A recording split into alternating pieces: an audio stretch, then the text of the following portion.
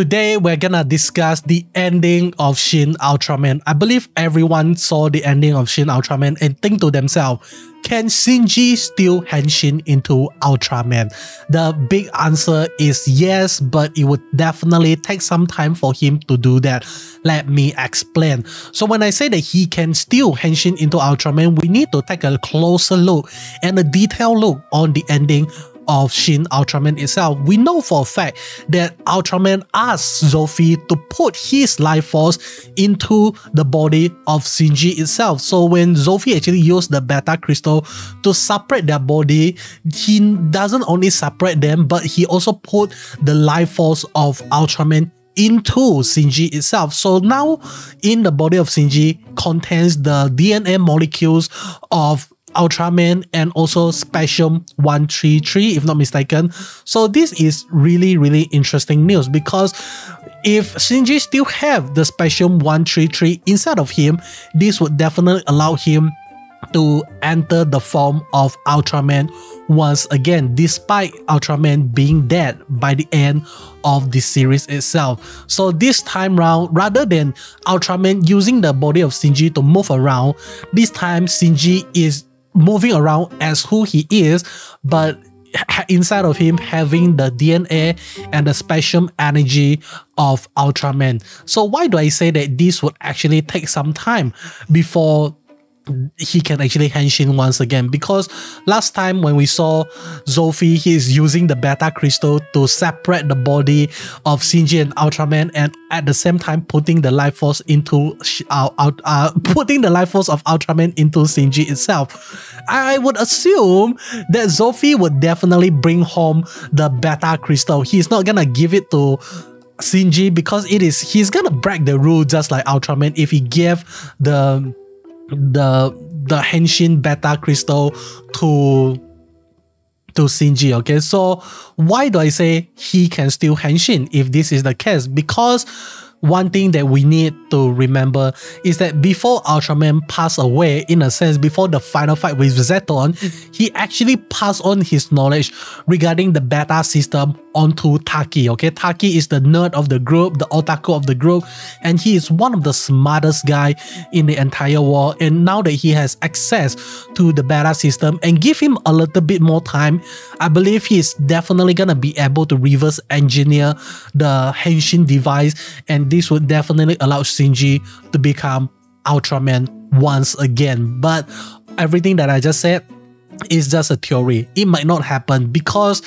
it could actually be another possibility. Like, what does this Shin Ultraman ending, another possibility this Shin Ultraman ending could actually foretold to us is that if we are ever gonna get a Shin Ultraman 2, we can actually see a new Hikari no Kyojin, a giant of light, coming to the earth as a new protector itself. Like, maybe we're gonna see Ultraman Taro coming into play, and we're gonna see him becoming the new protector of earth. Because right now, like, why do they actually need another Hikari no Kyojin? Why do they need another Ultraman?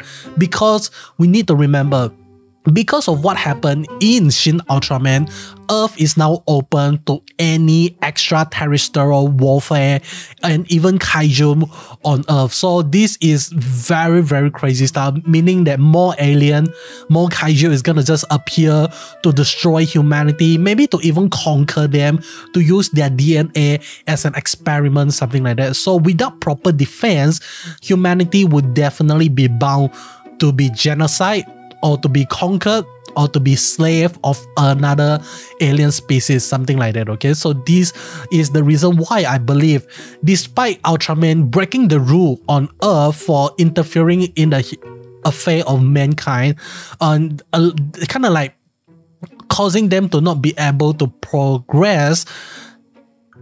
How do I properly phrase this? Like, causing them not to be able to progress naturally, and causing, like, he became the bottleneck of their growth. So that is why Ultraman was being punished, and that is why Zophy need to unleash Zeton on Earth, something like that. Okay, so that is a possibility. So I believe Planet of Light is definitely gonna be like oh shit, we need to send another Ultraman to protect the world. So they are definitely going to send another Ultraman to protect world right now. That is the second possibility of what is going to happen after Shin Ultraman. Really, really crazy stuff that I would say so myself. But another possibility is that continue on with the first theory, them creating the beta crystal and they create a system and all that stuff. Like I said in my movie review video, I really felt like this ending of Shin Ultraman definitely